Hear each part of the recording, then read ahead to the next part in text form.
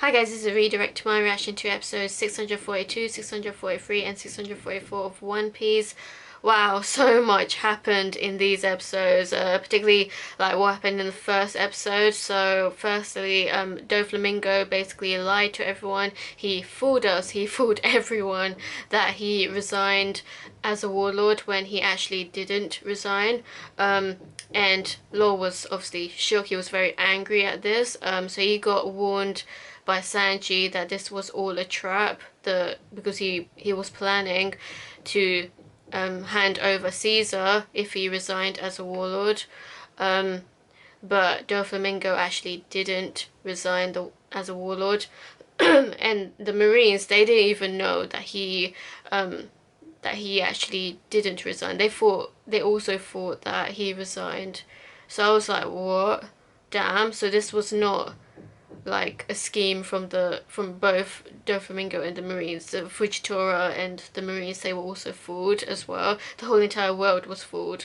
So the news papers, they basically revealed the truth to everyone, but it had to happen after the meeting with Doflamingo and Law.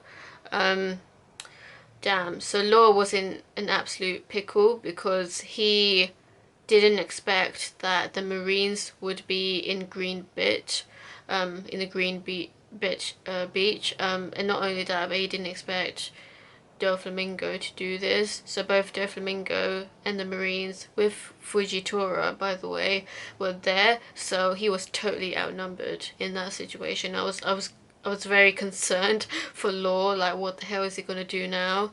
His original plan failed. So, and he was telling Doflamingo that no one has that much authority to be able to lie about something like that. But it turns out, I mean, he didn't outright confirm it, but it turns out that Doflamingo is in a much higher position than we thought he was initially in. So not only is he the warlord and the king of Dressrosa, but it turns out that he also is a celestial dragon. So that's why he was able to fool everyone. He was able to keep up with this lie. He's in a very high position, because we saw like this flashback of Virgo saying that you don't know Joker's past and that will be your downfall. So obviously at the time when he said that, which was in the Punkest arc, I had no idea what he meant by that. But now we know he actually was raised by the Celestial Dragon, so at least raised. I don't know if he's actually blood related, but it does actually make sense now because he's the king of Dressrosa, he's a warlord, but then again he's a pirate, so how does that work? So I guess he was once affiliated with them but no longer is a celestial dragon. I think that's how it is, because you can't be a celestial dragon and a pirate. It doesn't make sense. And he's been doing shady shit that even the Marines are not happy with, so it's not like Fujitora is totally on Doflamingo's side, but he's not on Law's side, obviously, because Law is a pirate. Well, he was a pirate, but like he is allying with the Strawhat Pirates, who are totally against the Marines. So Fujitora, he was very diplomatic with how he wanted to punish Law.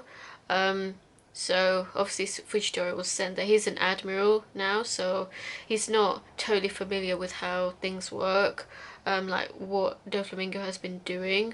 But like he needed to punish Law somehow. Like he's gonna strip him of his title as a warlord first of all, because he's allied with the Strawhat Pirates, and Law decided that he's not going to lie. So he's going to tell them that he is allying with the Strawhat Pirates, but they're not working under him, which is true. So yeah, and then Fujitora just came out with like these powerful moves. Like he was striking a meteorite, he was throwing a meteorite from the sky towards where they were, and I was like, well, that's kind of dangerous considering that it could kill the Marines, you know? Like, it's like as if he was trying to take out all of them, but it turns out that he just wanted to test their ability. So both Doflamingo and Law actually survived that attack. So Law was able to use room to save himself, and I guess Doflamingo used, I don't know, did he fly very fast away from the impact or something? But he created a huge pit in Green Bit. So yeah, he's extremely strong. Obviously, he's an admiral, he's very strong, but damn, he can summon meteorites to come towards you. So he's not, Fujitora is not one to mess with, but the good thing about Fujitora is that he's a very diplomatic person. He's very like respectful, honorable. I think he's gonna be my new favorite admiral. Like my favorite admiral is Aokiji, but he's not an admiral anymore. So I think Fujitora is my new favorite admiral now. He's a very nice man, even though he's working as a marine. Anyway, so we didn't get to see more into that, unfortunately. So I guess hopefully in the next few episodes we'll get to see more on that, because there's just so many different things going on with all the Strawhat Pirates and all the other characters in Dressrosa. So meanwhile, the Block C fight has started in the Colosseum. So Luffy, I was about to say Lucy, but yeah, I mean he is Lucy technically, but yeah, I still would laugh at that. So Luffy is taking part in the Block C fight, and he has begun. So he is doing really well at the moment. He's managing to take out a lot of them, and he's becoming a fan favorite as well. He's just being so dense though, because he was like using his rubber ability, and he almost gave his cover away, but thankfully everyone else around him are extremely dense people, and they can't quite figure out that he's actually the Strawhat. I'm actually surprised that Cavendish hasn't told anyone that he's a Strawhat, but then again, I guess it's because he doesn't want anyone else to kill him, and that's why he's not telling anyone. So Cavendish has a huge grudge against the Strawhat, and he's not even part of the Block C fight, so that's a good thing actually. But we didn't see Chinjao, and he's part of the Block C fight. I'm pretty sure he is, but we didn't see him, so I don't know. Did he get disqualified?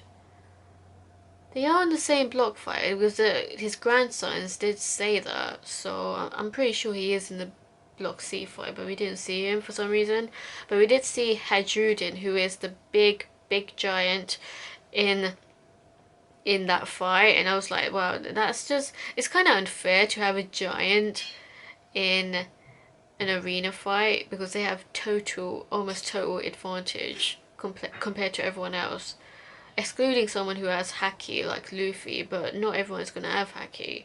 So he's just going to take out everyone, and he did. He took out everyone but Luffy. And Luffy, at the very end, he used armament haki and punched Hadrudin, and everyone was so shocked that Luffy was able to be that strong against a giant who was able to not only take out so many of the other gladiators, but he also killed the bull, the Grim Reaper bull. And he's a giant as well, so he's extremely strong. So even that was, you know, weaker than Luffy. So everyone was very shocked at that. Meanwhile, so Robin, like, she's kind of still is trapped with the little people. So is Usopp.